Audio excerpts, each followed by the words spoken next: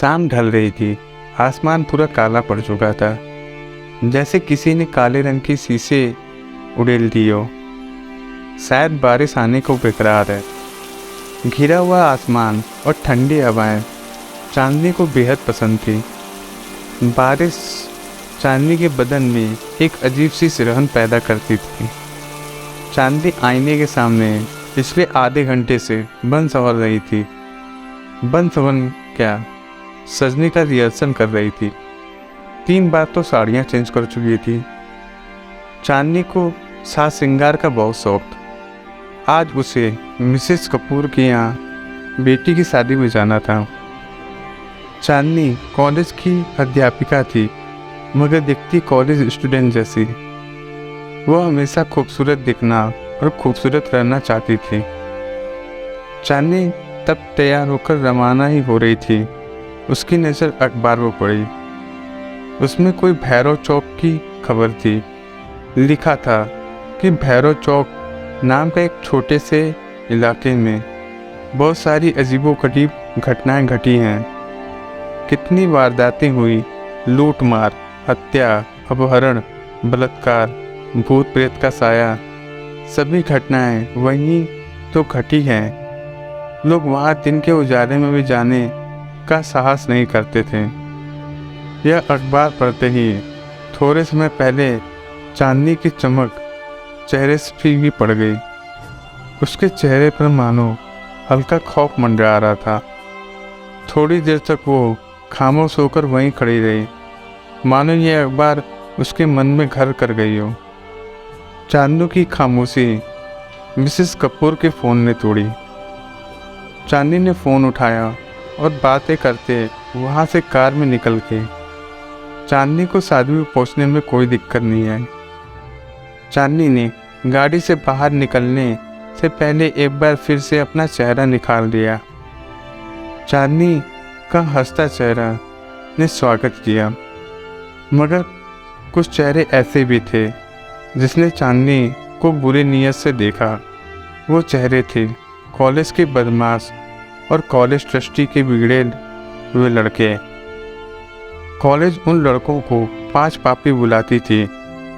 लड़कियों को छेड़ना, लड़कियों के साथ बदतमीजी करना, लड़ना झगड़ना, वे सब उन 5 का काम था। इसलिए कॉलेज उन 5 को पापी बुलाती थी। खैर, चांदनी भी उनकी हरकतों को भली भांति जानती थी, इसलिए उनको अनदेखा करके शादी में शामिल हो गए। नाच गाना, खाना पीना, गप्पे लड़ाने और विदाई में पता ही नहीं चला कि रात के 11 बज गए। उसे घर पहुंचने में अभी उसे 2 घंटे का फासला तय करना था। चांदनी के पति जतिन का फ़ोन आया था। हेलो चांदनी, कहाँ हो? जतिन ने कहा, मैं शादी में आई थी, बहुत देर हो गई है। बस मिसेस माथुर के साथ अब निकल ही रही हूँ। चांदनी ने बातें खत्म करके फ़ोन रखा। चांदनी ने फटाफट से मिसेस कपूर को बाय किया और मिसेस माथुर को ढूंढने लगी। पता चला कि मिसेस माथुर तो घर के लिए कब की रवाना हो चुकी थी। चांदनी सोचने लगी कि अब अकेले घर कैसे जाएगी। तभी अचानक से तेज़ बिजली कड़की। शायद थोड़े समय के बाद बारिश होने वाली है। उसने किसी की परवाह करे बिना वहाँ से अकेले निकल पड़ी, मगर वो 5 पापी चांदनी की हर हरकत पे नज़र रखे हुए थे। चांदनी ने बस थोड़ा सा ही फासला तय किया था कि बारिश की बूंदाबांदी आने लगी। चांदनी मन ही मन सोच रही थी कि बारिश बंद होने का इंतज़ार करें या फिर आगे बढ़ें। चांदनी को जल्द ही तय करना था कि उसे क्या करना है। उसने आगे बढ़ने का फैसला किया। चांदनी कार की थोड़े आगे बढ़ी कि तेज़ बारिश शुरू हो गई। हमेशा चांदनी को सिरहन देने वाली बारिश की बूंदें आज बाधा बन रही थी। चांदनी बारिश की बूंदाबांदी को चीरती आगे बढ़ रही थी। चांदनी के आगे बढ़ने का फैसला सही था, क्योंकि बारिश बंद हो चुकी थी। चांदनी हल्के मन से ड्राइव कर रही थी। मगर लगता है आज का दिन चांदनी के लिए सचमुच भारी था, क्योंकि सामने ट्रैफिक जाम था, गाड़ियों की लंबी लाइन लगी थी। किसी से पूछा तो पता चला भारी बारिश से चलते आगे का रास्ता पूरा ब्लॉक हो चुका है। जब तक रास्ता साफ नहीं होगा तब तक ट्रैफिक जैम रहेगा, और रास्ता साफ होने में सुबह भी हो सकती है। सुबह का नाम सुनते ही चांदनी की हवाइयाँ उड़ने लगी। तभी चांदनी देखती है कि कुछ गाड़ियाँ कच्ची सड़क की तरफ जा रही थी। भैया, ये कच्ची सड़क कहाँ जाती है? चांदनी ने किसी से पूछा। ये कच्ची सड़क शहर की ओर जाती है बहन जी। चांदनी फिर से सोचने लगी, वो रास्ता खुलने का इंतज़ार करे या फिर कच्चे रास्ते से जाए। उसने सोचा कि वो कब तक अकेले रास्ता साफ होने का इंतज़ार करेगी, वो भी कच्ची सड़क की तरफ जा रही गाड़ियों के साथ चलकर शहर जाने वाले रास्ते जा सकती है। इसलिए उसने वो कच्ची सड़क से घर जाने का फैसला किया। चांदनी आगे बढ़ती जा रही थी, मगर खौफ भी उसके सिर पर मंडरा रहा था, क्योंकि वो आगे चल रही थी, गाड़ियों के सहारे जा रही थी, जैसे कोई दीपक की रोशनी को लेकर अंधेरे में गुजरता हो। आगे चलती गाड़ियों की रफ्तार तेज होती, वो सब चांदनी की कार से आगे बढ़ जाती है। इतनी बढ़ जाती है कि वे सब कारें हेडलाइट के सहारे देखती जा रही थी। चांदनी भी उन तक पहुंचने के लिए अपनी गाड़ी की स्पीड बढ़ा देती है, मगर गाड़ी अचानक से बंद हो जाती है।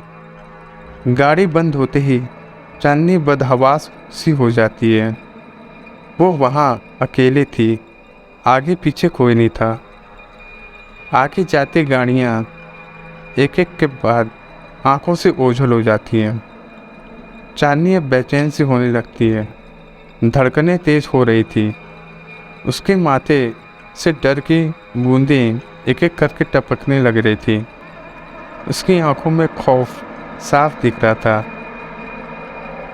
वो भर के जोर जोर से सांस ले रही थी। उसने अपने पर्स में फ़ोन निकाला और जतिन का नंबर डायल करने लगी, मगर वहाँ मोबाइल कनेक्शन के नाम पर कुछ न था। वह इतनी डर गई कि वह गाड़ी से बाहर निकलना भी नहीं चाहती थी। उसे कुछ सूझ नहीं रहा था, बस गाड़ी स्टार्ट करने में लगी थी। वो बार बार चाबी को दाएं बाएं घुमा रही थी, मगर नतीजा वही, गाड़ी स्टार्ट नहीं हो रही थी। अचानक से चांदनी की नज़र उसके पर्स में जाती है और उसमें एक तावीज़ दिखती है। वो तावीज़ जो चांदनी को माँ ने आखिरी सांस लेते वक्त दिया था और कहा था, ये तावीज़ तुम्हारा बुरे वक्त में तुम्हारा हिफाजत करेगा। चांदनी ने तुरंत तावीज़ लिया और आंखें बंद करके फिर से गाड़ी को स्टार्ट करने की कोशिश करने लगी। माँ का दिया तावीज़ काम कर गया था। गाड़ी एक झटके में स्टार्ट हो गई। चांदनी के तो जान में जान आई। वो ऐसी राहत की सांस ली। चांदनी तावीज़ की शक्ति से अचंभित हो गई। वह समय व्यर्थ किए बिना वहाँ से चल दी। चांदनी 1-8 किलोमीटर का रास्ता कटा था। वहाँ उसे एक बोर्ड दिखा। उस बोर्ड पे लिखा था भैरव चौक। भैरव चौक का नाम पढ़ते ही रोंगटे खड़े हो गए और आंखें खुली की खुली रह गई। उसकी सांसें फिर से तेज़ रफ्तार से बढ़ने लगी। वही भैरव चौक जिसके बारे में चांदनी ने पढ़ा था, जहाँ पर खून, बलात्कार जैसी वारदातें हुई थी। उसने फिर से तावीज़ को हाथ में थामा और एक पल के लिए आंखें बंद की, जैसे वो भगवान से दुआ मांग रही हो कि अब की बार गाड़ी बंद न हो। मगर ये क्या, चांदनी की कार भैरव चौक के बोर्ड के सामने बंद हो गई। चांदनी के बाहर का नज़ारा देखा, वो बेहद अंधेरा और डरावना था। जुगनू की टमटमाती रोशनी के सिवा कुछ नहीं दिखाई दे रहा था। चांदनी ने फिर से तावीज़ उठाया और आंखें बंद करके भगवान का नाम लेती हुई गाड़ी स्टार्ट करने में जुट गई। गाड़ी की चाबी को दाईं और बाईं घुमाकर उसकी उंगलियों तक थक गई, मगर अब गाड़ी शुरू होने का नाम नहीं ले रही थी। एक दो बार फ़ोन भी लगाया, मगर वहाँ भी उसे नाकामी ही मिली। वो इतना डर गई थी कि गाड़ी से बाहर निकलने में उसे पैर कांप रहे थे। तभी उसके सामने कुछ देखा। सामने से सफ़ेद रंग की कुछ धुंधली धुंधली आकृति नजर आ रही थी। चांदनी उसे देख दहल गई और बदन में कंपकपी होने लगी। वो आकृति जैसे जैसे आगे आ रही थी, वैसे वैसे एक आकृति से 3 आकृति हो गई थी। काले घने अंधेरे में सफ़ेद रंग साफ साफ दिखाई दे रहा था। चांदनी उसे देखकर बस यह सोच रही थी, ये क्या आ रहा है? सफ़ेद चादर ओढ़े कोई आदमी या फिर कोई भूत प्रेत। चांदनी के पसीने छूटने लगे। चांदनी ने जल्दी से गाड़ी के शीशे बंद किए और तसल्ली ली कि वहाँ बैठे बैठे तावीज़ थामे आंखें बंद करके भगवान का नाम जपने लगे। अब वो आकृतियाँ चांदनी की गाड़ी के आगे पीछे मंडराने लगी। सहमी हुई चांदनी जोर जोर से सांस लेने लगी। हल्की सी कनकियों में देख रही थी। तभी किसी ने गाड़ी के शीशे पर जोरदार वार किया। चांदनी उस तरफ देखा तो मालूम पड़ा वो गाड़ी के शीशे को तोड़ने की कोशिश कर रहे थे। चांदनी घबरा के जोर जोर से चिल्लाने लगी, बचाओ बचाओ। चांदनी चिल्ला रही और वे शीशे पर वार करते रहा और एक शीशा तोड़ दिया। शीशा टूटते ही चांदनी को कहीं से मदद मिल जाए, इसलिए वो जोर जोर से चिल्लाई, बचाओ मुझे, कोई बचाओ। किसी ने गाड़ी का दरवाज़ा खोल दिया और चांदनी का हाथ पकड़ के गाड़ी से एक झटके में बाहर फेंक दिया। चांदनी गाड़ी से बाहर गिर के एक पत्थर से आ टकराई। चांदनी मानो अधमरी सी हो गई थी। उसने हिम्मत जुटाई और वहाँ से उठ खड़ी हुई तो उसे देखा कि वही 3 सफ़ेद चादर ओढ़े 3 शख्स थे। वे तीनों के चेहरे काले, दहशत भरे और भयानक थे और सब के हाथ में चाकू लेकर खड़े थे। चांदनी समझ गई ये सब लुटेरे हैं और बिना कुछ बोले चांदनी ने सोने, चांदी और जेवरात निकालने लगी। ये सब ले लो, मगर मुझे जाने दो। चांदनी से बिलखते हुए उन लुटेरों से कहा। एक लुटेरे ने तुरंत चांदनी के हाथों से सब जेवरात छीन लिया। चांदनी अभी भी बिलख बिलख कर बस रोए जा रही थी। ये सब तो हम ले लेंगे, मगर इतनी लूट काफ़ी नहीं है हमारे लिए। एक लुटेरे ने चांदनी के ऊपर हवस भरी नज़र डालते कहा। चांदनी लुटेरों का इरादा समझ गई और एक सांस लेकर वहाँ से भागी। वह तीनों भी चांदनी के पीछे भागे, मगर सहमी हुई चांदनी कितना देर तक भाग पाती।